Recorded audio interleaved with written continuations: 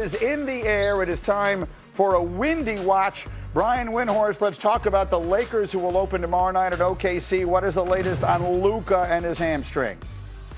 He is not close, Greeny. There is a whole ramp up that is required when you are coming back from a hamstring. He has not started that contact ramp up yet. Look, the Lakers get a break by starting this series a little bit after the rest of LeBron, but it has not brought Luka back.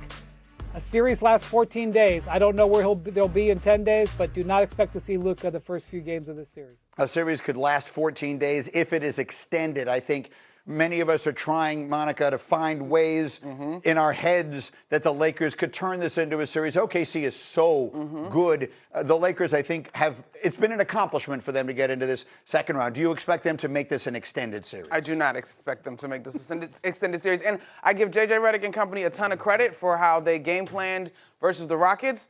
The Rockets weren't healthy. It potentially could have been a different story. The Thunder are healthy. What do you think, Vinny? I think we are stretching ourselves to make this a greater conversation than it needs to be. Well, look, I mean, before the Rockets, for what it's worth, before the series with the Rockets, they were trying to find a way the Lakers could make that a 6-game series, and lo and behold, they did and won it.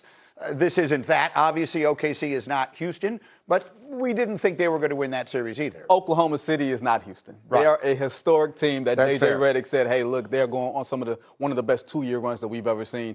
I will give LeBron James the respect of saying he will get you one game. Yeah. Gentleman's sweep. Yep. Gentleman's sweep is the prediction. Respectable. There. All right, Windy, how about the other West series, Anthony Edwards and his knee? What do we know? We got some surprise announcement from the Wolves last night that Anthony Edwards has been upgraded to questionable for tonight's game 1. Now, that injury was hellacious. I will say that this is one of the most incredible athletes I've ever seen. Even in a group of freak athletes, he's recovered from injuries. I don't know whether or not he's going to be able to go, but the implication here is that he may be able to come back very soon in this series. They called him week to week 1 week ago. So that's a remarkable situation there. Ant Edwards' health, Ayo Dosunmu's health will be a factor in game 1. If Ant can play the majority of this series, it increases Minnesota's chances without a doubt.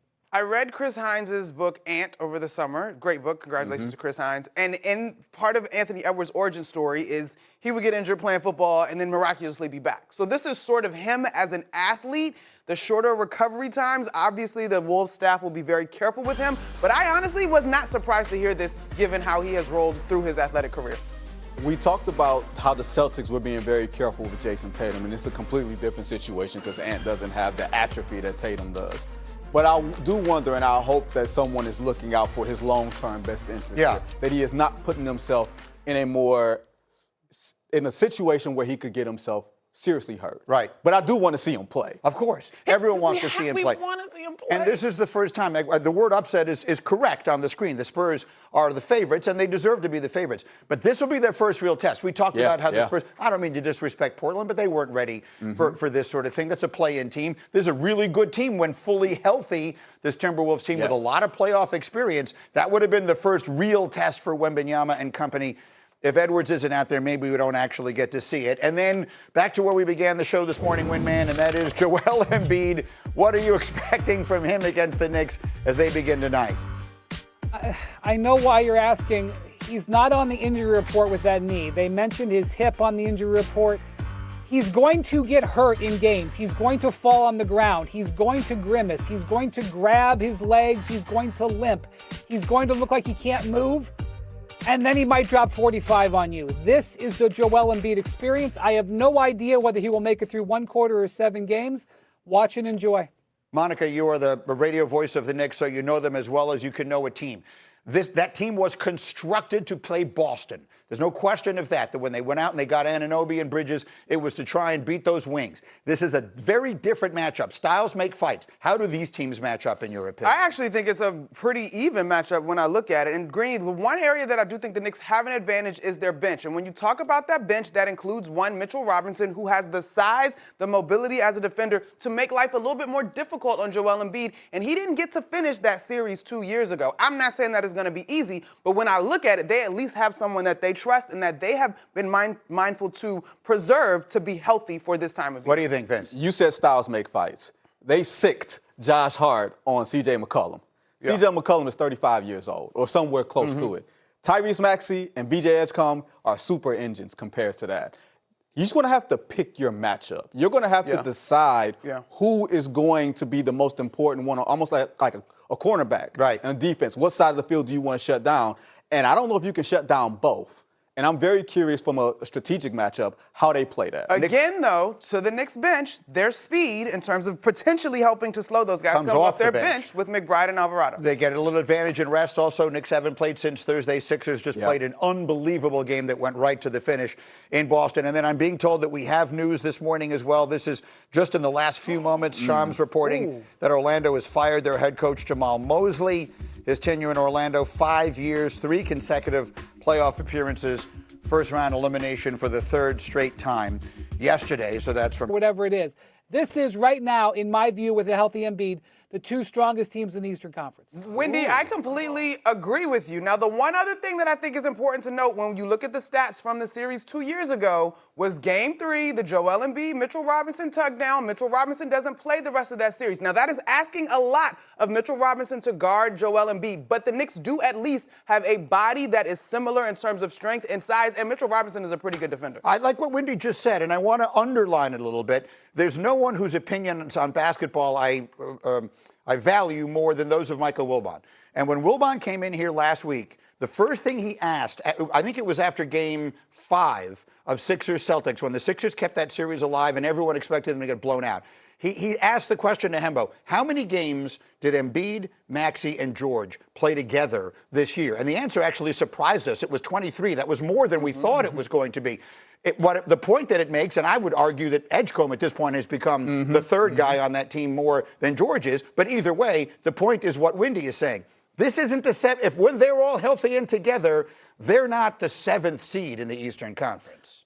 Yeah, but they are. Look, when you invest in Joel Embiid, a guy who has not been healthy traditionally throughout his career. And the question we're asking is that when he went like this on is what can you expect from Joel Embiid, and we don't know. They are you are what your record says you are. I understand from a talent standpoint, but you cannot not factor in the injuries of Joel Embiid, the injuries and availability of Paul George. The only 2 things that are the constant with the Philadelphia 76ers are Maxey and Edgecombe. Everything else feels like a wild card at this stage. But I think, I'm not at the risk of speaking for my friend Mr. Windhorst, what I think he's saying, or at least the way I took it is, if I could tell you right now, which no one can, that Embiid is still going to be standing when this series is over, and he is still healthy and is healthy as long as this series goes, then the Sixers are a hell of a lot more dangerous than any other team that might have come out of the play-in and might have upset the Celtics and might wind up being here. Like if you watch, look, the Jason Tatum injury throws everything out of whack, right? That probably is an entirely different game on Saturday night if Tatum is playing.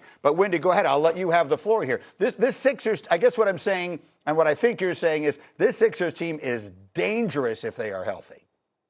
Look, I understand that what you're supposed to do in our jobs is make a prediction. And I know that we just did last hour. You lined them all up. Go ahead. Make your predictions. I wish you the best. Maybe you'll be right. Maybe you'll be wrong. If Joel Embiid stays healthy, the Sixers can win the Eastern Conference. Okay? They can win the Eastern Conference. I don't know. I mean, they asked Joe Mazzulla, what was the difference? It was a tactical. He goes, no, Joel Embiid. This is an MVP player. He was playing at an MVP level. What happened in the first round of the playoffs is basketball went back 20 years, okay? Did you guys see what happened in the first round of the playoffs? All of the tanking and the three-point shooting, all that stuff, that doesn't mean anything in the postseason. In the postseason, it goes back to the way they played when Wilt Chamberlain and Bill Russell were around, because when the games matter, size matters. Okay? And the more size you have and the more skill you have with that size wins in basketball. It won in basketball in 1946. It's going to win in basketball in 2146. And they got the biggest, most talented guy. Period. Guess who's got the biggest, most talented guy in the Western Conference? The Spurs. They may very well win it. It's going to come down to size and skill in basketball. They got the size and skill. I have no idea where he's going to make it through the first quarter. But if he makes it through 7 games, the Knicks are going to have trouble. By the way, the Knicks have a size and skill guy. Yeah. Karl Anthony Towns. That's why they went out and traded for him. Give him the ball. Give him the ball. Shocker. Shocker. You can talk about scheme Wendy. and all this stuff. What happened against Atlanta was they gave him the ball.